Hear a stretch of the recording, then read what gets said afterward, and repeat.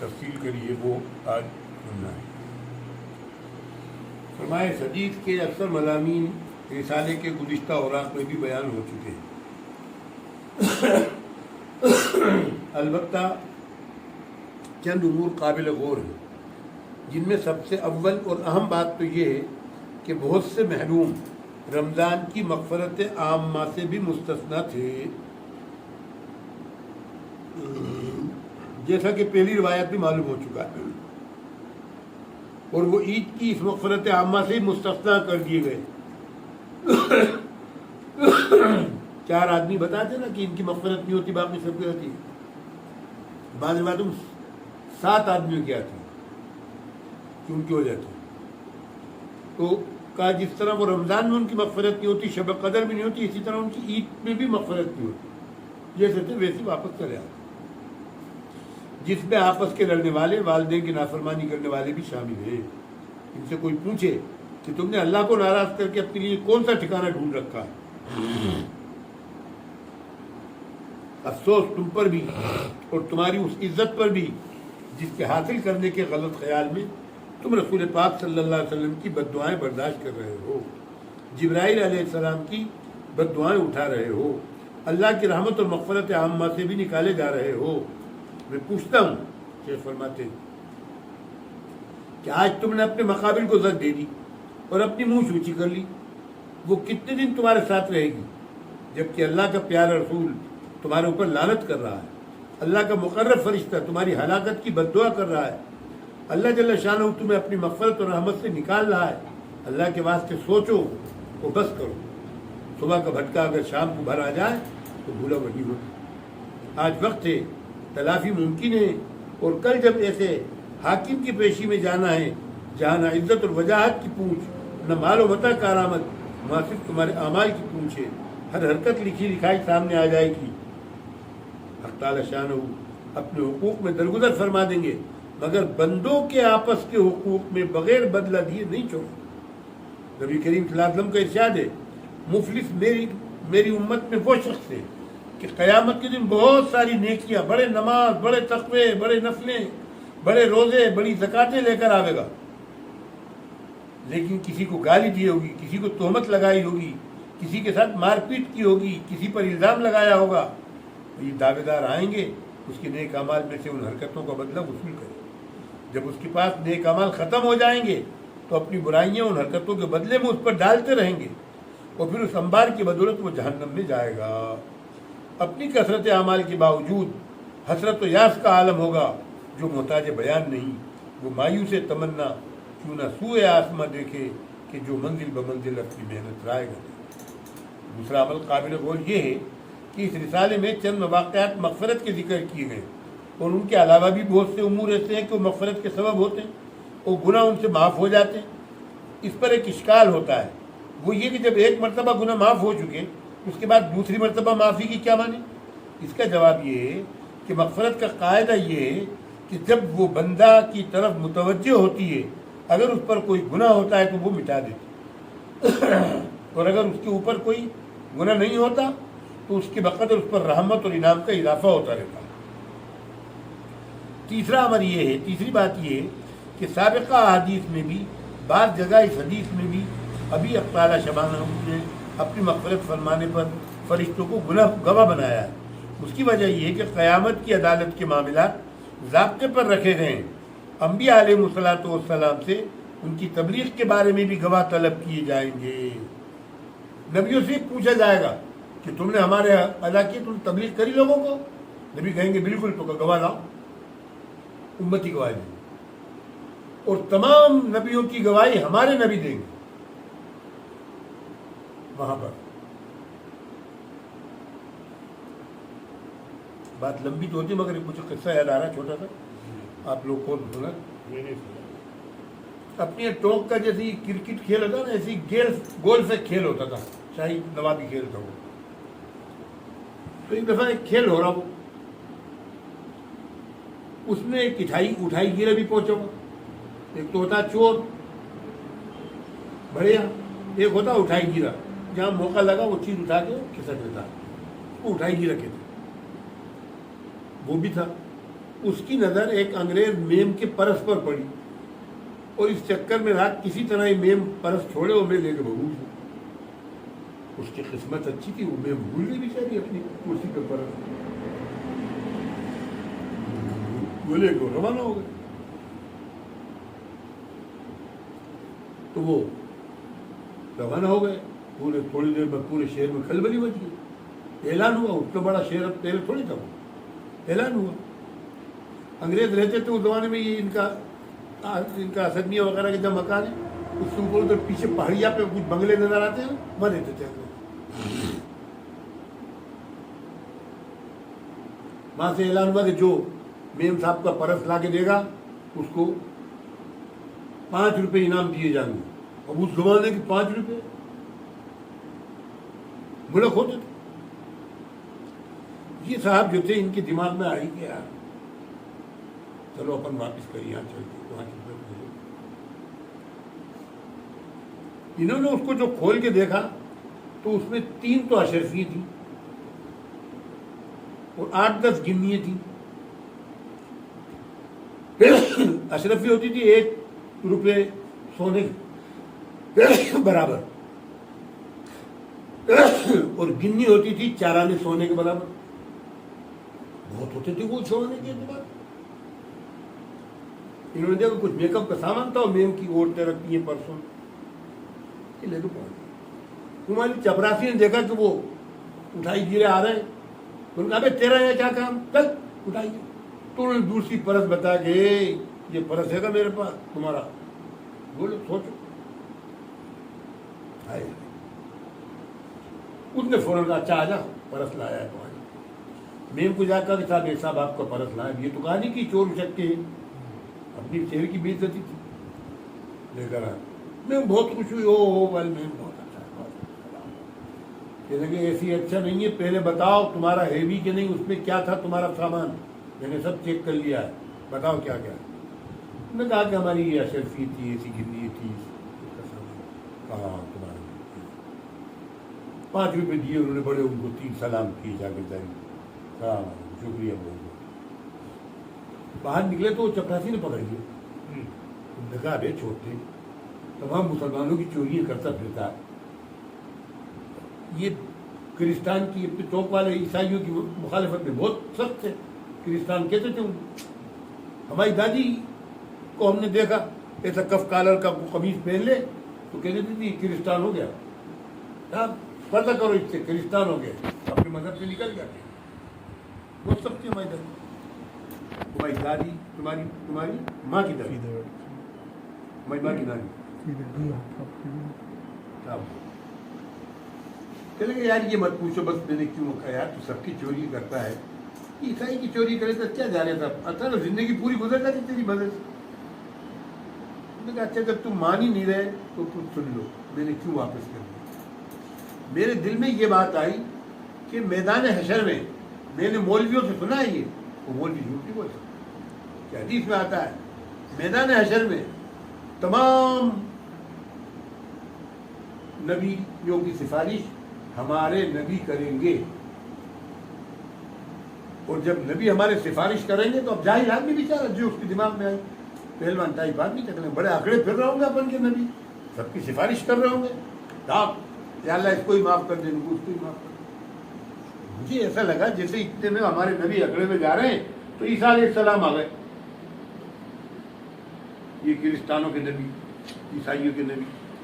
ارے کیا محمد میاں کیا آنکڑے پھر رہے ہو, تمہارے امتی نے تو میری امتی کا پرس چرایا تھا, تم کیا کر رہے ہو. میرے نبی کو شرم آ جائے, میرے بندے میں میرا نبی شرم آئے گا, میرے نبی کا سر شرم سے جھک جائے گا, میں اس کا سبب بن رہا ہوں کہ میں نے چرایا. نہ میں چوری کرتا, نہ میرے نبی کو شرمندہ ہونا پڑا. اس زمانے کے جاہلوں کی سوچ بھی کیسی تھی, چوروں کی سوچ, بتائیے آپ کیا کتنی باری بات نکالی. اپن پڑھے لکھے نہیں پہنچتے ہوں, اپن سوچتے رہے کہ اچھا کافر کو مال ہے, وہ کافر بھی کسی کا امتی ہے جناب, ان کا بھی کوئی بڑا ہے. آپ کیا سمجھ رہے ہیں ان کے بھی یہاں پہ یہ رام لکشمن کوئی فرضی چیزیں تھوڑی ہیں، وہ لوگ گزرے ہیں، انہوں نے ان کی تعلیمات کو بگاڑ دیا. ان کی بھی شفاعت ہمارے نبی کریں گے. اس وقت میں اگر انہوں نے اپن بھی ایسی سوچتے ہو جاہل کی طرح، وہ اگر ہمارے نبی سے کہیں گے آپ تو آخری نبی ہیں، مگر آپ کے امتی نے تو ہمارے ماننے والوں کو پریشان کیا تھا، حالانکہ ہمارا سکہ ختم ہو چکا تھا، سکہ آپ کا ہی تھا، کیا اس وقت بیتے گی ہمارے نبی. تو بھیا یہ تھا پہلے کا زمانہ تھا. تو کہا کہ تمام کی شفاعت ہمارے نبی کریں گے، ان سے گواہ طلب کیے جائیں گے. چنانچہ حدیث کتاب بہت سے موقع پر نبی نے ارشاد فرمایا تم سے میرے بارے میں بھی سوال ہوگا، امتیوں سے اپن سے، لہٰذا تم گواہ رہو، میں نے تمہیں اللہ کا دین پہنچا دیا. اور آخری حد بھی کیا کہا تھا؟ الا فلیبلغ الشاہد منکم الغائب، تم سب گواہ رہنا، میں نے تمہیں سب جو اللہ نے مجھے دیا تھا میں سب تمہیں پہنچا دیا، تم سب گواہ. پھر ان کی امت سے پوچھا جائے گا تمہارے احکام پہنچائے تھے؟ وہ کہیں گے ما جاءنا من بشیر ولا نذیر، ہمارے پاس نہ کوئی بشارت دینے والا ہے نہ کوئی ڈرنے والا. تو نوح علیہ السلام سے پوچھا جائے گا اپنے گواہ پیش کرو، وہ محمد صلی اللہ علیہ وسلم کی امت کو پیش کریں. اپن لوگ نوح علیہ السلام کی امت کی گواہی دیں گے. تو اللہ کہے گا تم کب تھے نوح کے زمانے میں؟ کہا کہ تیرے پیارے محبوب پر جو تم نے کلام اتارا تھا اس میں انہوں نے بتایا تھا کہ نوح نے اپنا کام پورا کر دیا تھا، عیسیٰ نے اپنا کام پورا کر دیا تھا، موسیٰ نے اپنا کام پورا کر دیا. اس طرح اور انبیاء کی امت کے ساتھ بھی یہی واقعہ پیش آئے گا. اس کے متعلق ارشاد خدا بندی ہے وَكَذَلِكَ جَعَلْنَاكُمْ أُمَّةً وَسَطًا لِتَكُونُوا شُهَدَاءَ عَلَى النَّاسِ. امام فخر الدین رازی لکھتے ہیں کہ قیامت میں گواہیاں 4 طرح کی ہوں گی. ایک فرشتوں کی گواہی جس کے متعلق اس آیت میں آیا ہے کہ وجاءت كُلُّ نَفْسٍ مَعَهَا سَائِقٌ وَشَهِيدٌ وَمَا يَلْفِظُ مِنْ قَوْلٍ إِلَّا لَدَيْهِ رَقِيبٌ عَتِيدٌ وَإِنَّ عَلَيْكُمْ لَحَافِظِينَ كِرَامًا كَاتِبِينَ يَعْلَمُونَ مَا تَفْعَلُونَ. دوسری نبیوں کی گواہی جس کے متعلق ارشاد ہے وَكُنْتُ عَلَيْهِمْ شَهِيدًا مَا دُمْتُ فِيهِمْ فَكَيْفَ إِذَا جِئْنَا مِنْ كُلِّ أُمَّةٍ بِشَهِيدٍ وَجِئْنَا بِكَ عَلَىٰ هَٰؤُلَاءِ شَهِيدًا. تیسری امت محمدیہ کی گواہی جس کے متعلق ارشاد ہے وَجِئْنِي بِالنَّبِيِّينَ وَالشُّهَدَاءِ. چوتھی آدمی کی اپنے اعضاء کی گواہی. اب ہماری گواہی ہمارے خود یہ ہاتھ پاؤں دیں گے. میں پہلے بھی اس موضوع پر کہہ چکا ہوں. اس کے لیے فرمایا یوم تشہد علیہم السنتہم وایدیہم، گواہی دے گی تمہاری زبان تمہارے خلاف، تمہارے ہاتھ. وہ فرمایا الیوم نختم علی افواہہم وتکلمنا ایدیہم، تمہارے ہاتھ بولیں گے اس وقت کہ ہم نے اس سے مارا تھا، اس کی زمین پہ قبضہ کیا تھا. اختصار کے خیال سے ان آیات کے ترجمہ نہیں لکھا. ان سب آیات کا حاصل قیامت کے دن ان چیزوں کی گواہی دینے کا ذکر ہے جس کا بیان آیت کے شروع میں لکھ دیا گیا. چوتھا عمل ہٹ مت.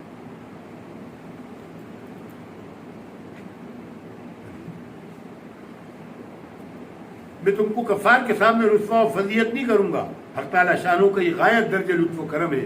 مسلمانوں کے حال پر غیرت ہے. اللہ کی رضا کو ڈھونڈنے والوں کے لیے بھی لطف و انعام ہے. ان کی لفظشوں اور سیاحت سے وہاں بھی درگزر اور پردہ پوشی کی جائے گی. اللہ جن سے خوش ہوگا ہم سے ہمارے گناہوں کو چھپا دے.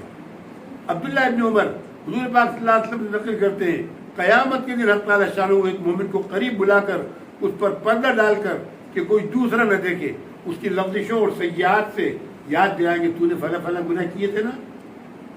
وہ ہر گناہ کا اقرار کرے گا، اپنی گناہوں کی کثرت پر سمجھے گا کہ اب مجھے ہلاک کر دیا جائے.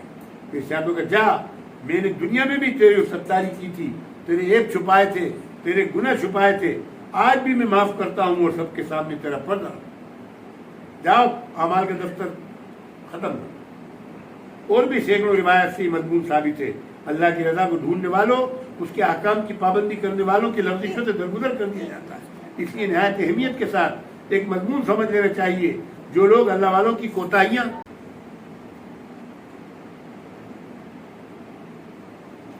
نہایت اہمیت کے ساتھ ایک مضمون سمجھنا چاہیے جو لوگ اللہ والوں کی کوتاہیوں پر ان کی غیبت میں مبتلا رہتے ہیں ان کا لحاظ رکھیں کہ مبادہ قیامت میں ان کے نیک اعمال کی برکت سے ان کی لفظشیں تو معاف ہو جائے، پردہ پوشی کر دی جائے.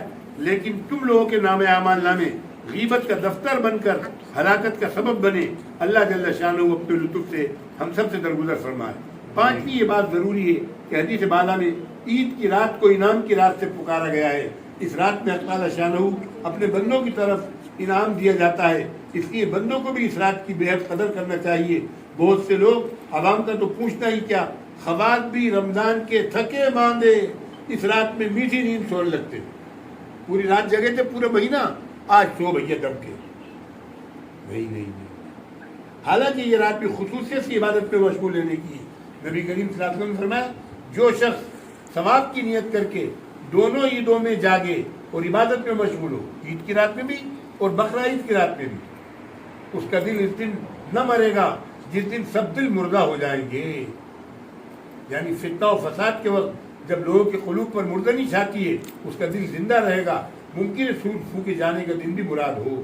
ایک حدیث میں ارشاد ہے جو شخص 5 راتوں میں عبادت کے لیے جاگے اس کے واسطے جنت واجب ہو جاتی ہے۔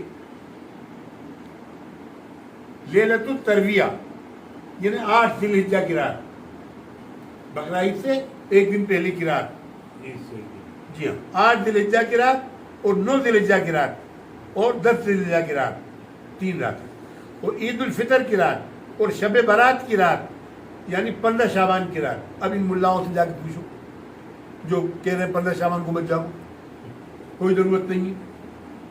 فقہاء نے بھی عیدین کی رات میں جاگنا مستحب لکھا ہے، ما ثبت بالسنہ ہے۔ امام شافعی صاحب سے نقل کیا گیا ہے کہ 5 راتیں دعا کی قبولیت کی ہیں، جمعے کی رات اور عیدین کی راتیں اور غرہ رجب کی رات، رجب کی پہلی رات اور 15 شعبان کی رات۔ یہ بعض بزرگوں کا ارشاد ہے رمضان مبارک میں جمعے کی رات کو بھی خصوصیت سے اہتمام چاہیے۔ جمعہ اور اس کی رات بہت متبرک اوقات ہیں، احادیث میں اس کی بہت سی فضیلت آئی ہے، مگر چونکہ بعض روایات میں جمعے کی رات کو قیام کے ساتھ مخصوص کرنے کی ممانعت بھی وارد ہوئی ہے، اس لیے بہتر یہ ہے کہ 1-2 رات اس کے ساتھ ملا لی جائے۔